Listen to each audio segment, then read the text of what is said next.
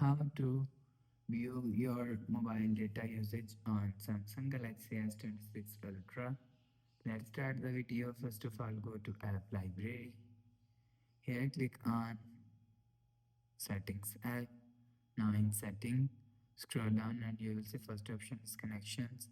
Click on Connections. After click on Connections, scroll down and click on Data Usage. After click on Data Usage, so you will see click on Mobile Data Usage.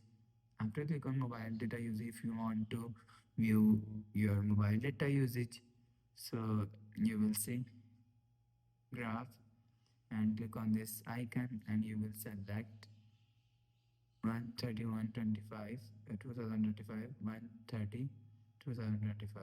So you will select from here. After select, click on this settings icon. You will see start billing cycle on. So you will select set date warning and set date limit. After the process, go back to home screen. So that's how you can view your mobile data usage on Samsung Galaxy S26 Ultra. If you like the video, please subscribe. Thanks for watching.